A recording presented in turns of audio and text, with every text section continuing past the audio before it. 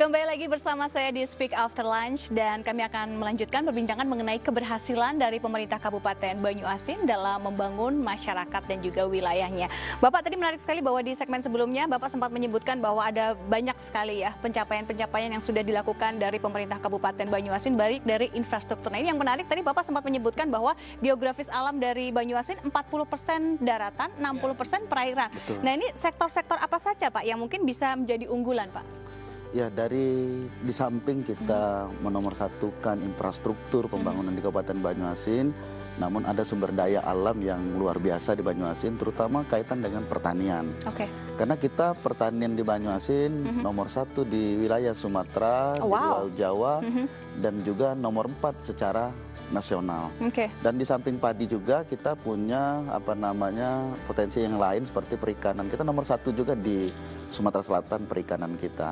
Itu lebih kurang 100.000 ton per tahun perikanan kita, baik tangkap maupun dari tambak dan ikan peliharaan. Jadi dua sektor ya Pak, pertanian dan juga perikanan ya? Dan perkebunan juga. Perkebunan Jadi juga, kita ada banyak juga ya ternyata ya? sawit, karet, dan juga ada kelapa dalam juga di Banyuasin. Dan di samping itu juga kita mengembangkan, ada juga migas selain dari sektor perkebunan pertanian, juga perikanan, dan juga ada migas juga di Kabupaten Banyuasin. Jadi banyak sekali potensi sebenarnya di Kabupaten Banyuasin ini. Dari potensi yang banyak sekali bisa digali, tadi menarik pada waktu Bapak sempat menyebutkan Kabupaten Banyuasin ini ternyata menduduki posisi keempat ya dalam nasional sebagai produksi beras tertinggi. Bagaimana Pak bisa mencapainya Pak? Padahal hanya dengan daratan 40% Pak.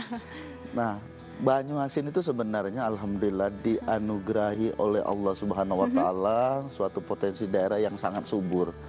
Saya sampaikan tadi 40% darat, 60% air perairan. Nah, yang 60% perairan ini semuanya hampir rata-rata daerah persawahan padi. Dan ini sangat baik sekali. Dan kita diuntungkan juga oleh masyarakat kita, para petani kita yang seperti sangat yang ulet. terlihat di layar ini ya Pak ya? Petani kita sangat ulet di dalam bertani, sangat gigih sekali. Oleh sebab itu tentunya kita dari pemerintah kabupaten ini tidak begitu sulit untuk mendorong mereka untuk bertani lebih giat lagi. Nah, oleh sebab itu tentunya inilah tugas kita, kami sebagai Bupati Kabupaten Banyuasin untuk mendorong lebih baik lagi, lebih bagus lagi kaitan dengan wilayah persawahan yang ada di Kabupaten Banyuasin. Tugas kita hanya membuat bagaimana untuk menyiapkan bibit yang baik, yang unggul kepada masyarakat, bagaimana untuk menata irigasinya, perairannya, dan juga tentunya kita memberikan bantuan kemudahan masalah pupuk dan juga memberikan bantuan alsintan. Yang kemarin petani masyarakat kita menggunakan cangkul, sekarang alhamdulillah sudah berangsur dengan menggunakan teknologi hand traktor, bahkan sudah TR4. Program serasi ya Pak, ini bisa terlihat di layar ya Pak. Dan yang paling menguntungkan kami, program petani di Kabupaten Banyuasin yang kami namakan Petani Bangkit, dapat dukungan yang luar biasa dari Pak Presiden melalui Menteri Pertanian. Dan didukung juga oleh Pak Gubernur Provinsi Sumatera Selatan. Jadi ini bersinergi antara pemerintah kabupaten, pemerintah provinsi, dan juga pemerintah pusat di dalam menunjang bagaimana untuk meningkatkan hasil produksi pertanian di Kabupaten Banyuasin. Dan yang paling menggairahkan kita, membanggakan kita, petani Banyuasin tadi saya sampaikan, ini sangat ulet sekali, sangat gigih sekali, mereka semangat bertani sehingga kita mendapatkan hasil yang luar biasa yang sebelumnya kita tidak mendapat perhitungan sama sekali, baik di Sumatera Selatan maupun secara nasional.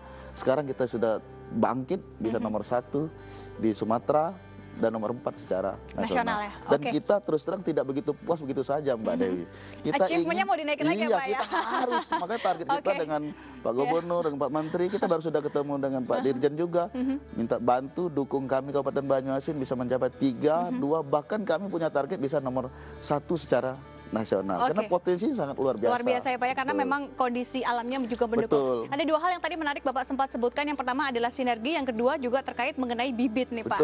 Dan saya dengar bahwa memang Bupati Kabupaten Banyuasin ini tidak hanya kaya dari pertanian, namun juga peternakan juga ya Pak, unggas Pak terutama. Nah, ini berapa mungkin pencapaian yang sudah dilakukan untuk distribusi bibit unggas di seluruh kabupaten Banyuasin. Nah, alhamdulillah selain pertanian, perikanan, kita juga sekarang sekarang sedang mengembangkan unggas. Oleh sebab itu kita ada program untuk masyarakat kita memelihara unggas. Seperti contoh kita punya bibit unggul ayam Jadi seperti Banyuasin. ketahanan pangan di keluarga-keluarga inti ya Pak ya? Betul. Oke. Jadi salah satu untuk menurunkan angka kemiskinan di Kabupaten Banyuasin, termasuk juga mengurangi angka pengangguran di Kabupaten Banyuasin, kita mengajak masyarakat kita Kabupaten Banyuasin, kita buat ada gerakan tanam sayur mayur, buah-buahan. Ini secara serentak seluruh Kabupaten Banyuasin, seluruh masyarakat Kabupaten Banyuasin, termasuk juga memelihara unggas yang kami sampaikan tadi.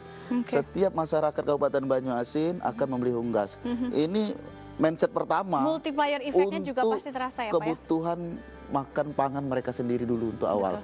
Yang kedua nanti baru kita arahkan untuk bisnis. Maka kita membayangkan ke depan, mengharapkan ke depan bahwa masyarakat Kabupaten Banyuasin itu tidak lagi membeli sayur mayur, tidak lagi membeli buah-buahan, tidak membeli lagi telur, tidak membeli lagi daging, mereka sudah bisa mengkonsumsi sendiri. Bayangkan Mbak Dewi, kami sudah hitung-hitung. Kalau belanja sayur mayur dan daging, telur segala macam itu kita kalkulasikan rata-rata 400.000 dalam 1 bulan.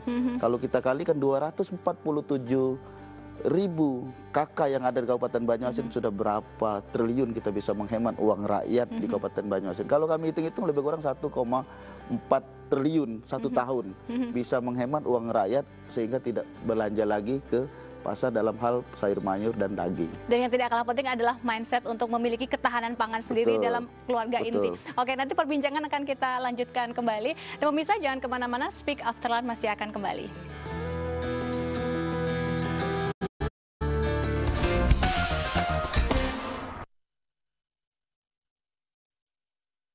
Baru Kopi Hitam Yellow Smith.